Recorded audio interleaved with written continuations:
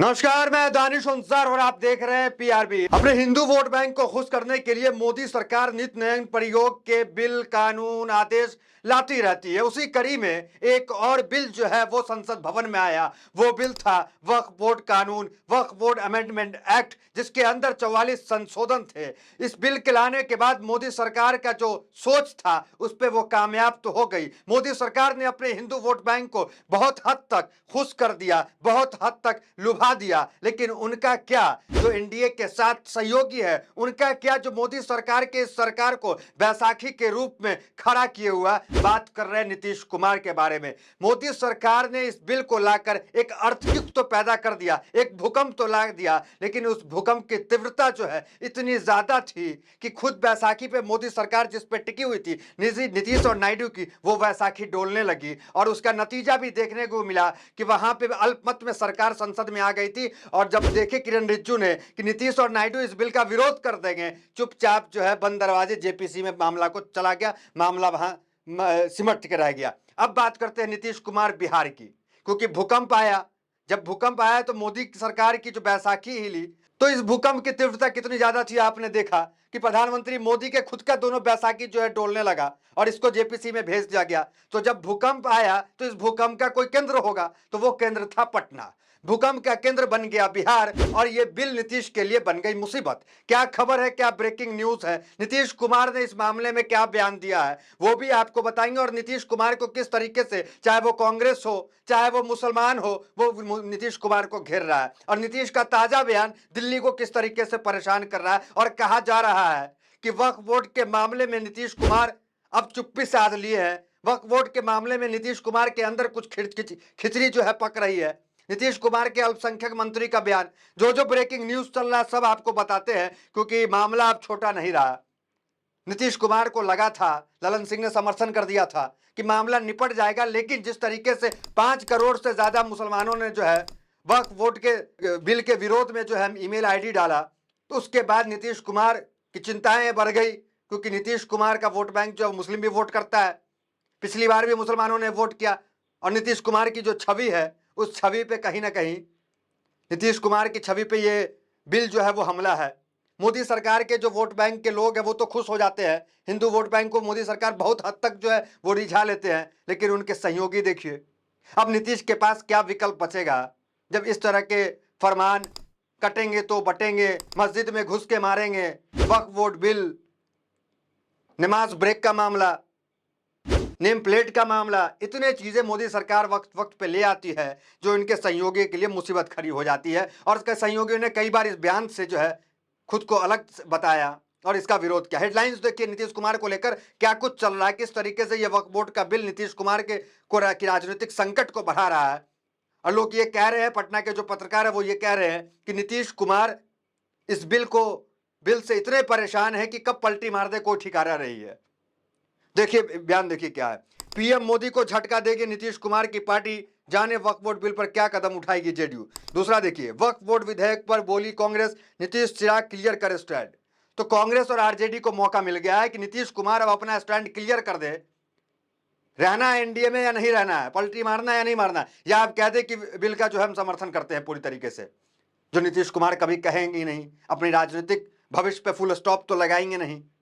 और नीतीश ने क्या बयान दिया है आगे, किस तरीके से मुसलमानों को भरोसा दिया है, और अब इस बयान से किस तरीके से लग रहा है कि राजनीतिक उलटफेर की संभावना है, संकेत नीतीश कुमार ने अपने बयान में दिया है, वो आगे बताते हैं। दूसरा देखिए, नीतीश सरकार का बड़ा फैसला, वक्फ बोर्ड की जमीन पर बनाएगी 21 मदरसे। एक तरफ एनडीए सरकार क्या कर रही है, बिल की स्वतंत्रता को खत्म करने का प्रयास, जिसमें हिंदू समुदाय के लोग रहेंगे, डीएम रहेंगे, ये तमाम चीजें कर रही है। लेकिन नीतीश सरकार क्या कर रही है, वो मदरसे बना रही है। तो ये नीतीश सरकार कर रही है। अब आगे देखिए, एनडीए को छोड़ इंडिया के साथ जाएंगे नीतीश कुमार, बिहार में एक बार फिर बदलने वाली है सियासत। ये तमाम हेडलाइंस जो है वो चल रहे हैं। मतलब नीतीश कुमार जिस तरीके से 5 करोड़ से ज्यादा ईमेल मुसलमानों ने भेजा, इससे समझिए कि वो 5 करोड़ किस तरीके से एकजुट है।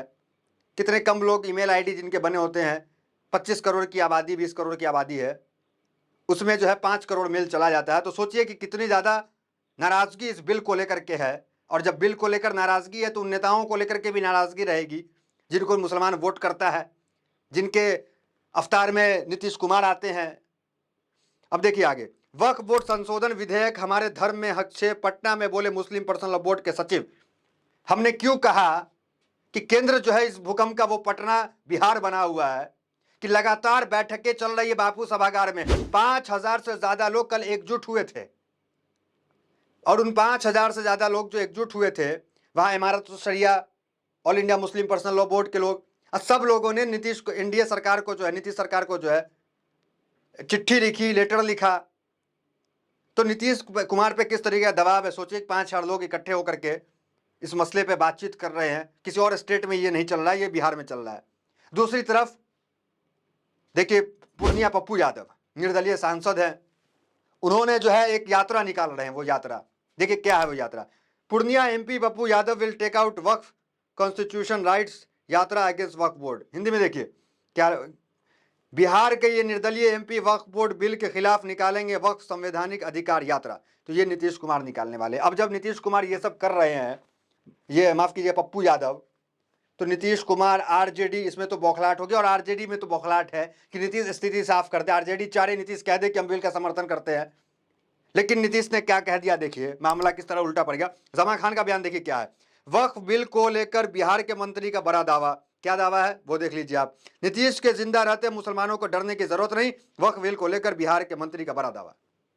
मतलब डरने की कोई जरूरत नहीं है। अब आते हैं नीतीश कुमार के उस बयान पे, किस तरीके से नीतीश कुमार का यह बयान दिल्ली को परेशान कर रहा है। और लोग कह रहे हैं यह संकेत है, नीतीश कुमार को यह वक्फ बोर्ड बिल का जो मामला है इतना परेशान कर रहा है कि एकमात्र जो है नीतीश कुमार के पास जो ऑप्शन है वो ऑप्शन है इंडिया गठबंधन में आना, और दूसरा कोई ऑप्शन नहीं है। नीतीश कुमार मुसलमानों के या तो खिलाफ जाएंगे या इंडिया गठबंधन में आएंगे।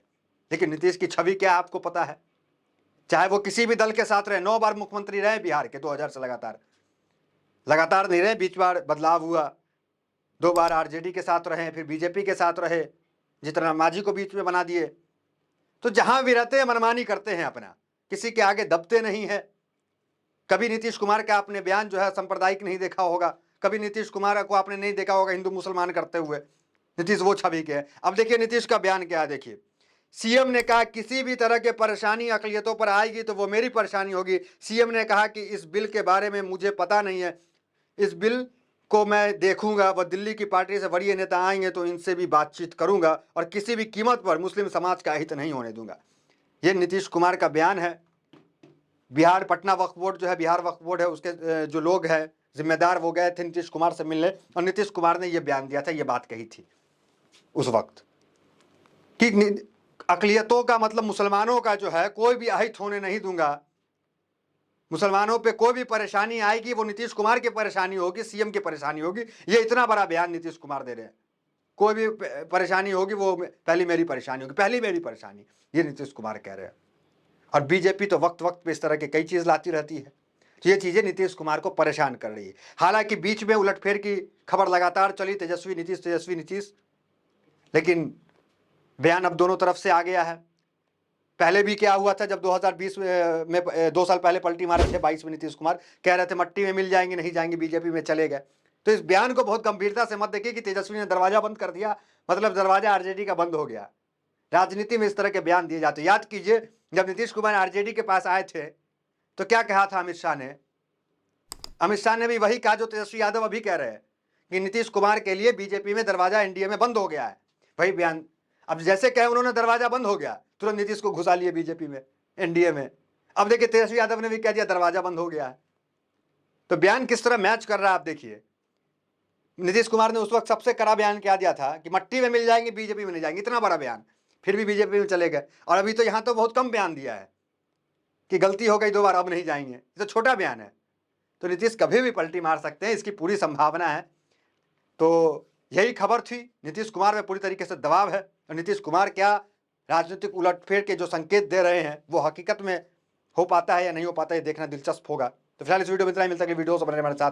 बहुत बहुत धन्यवाद।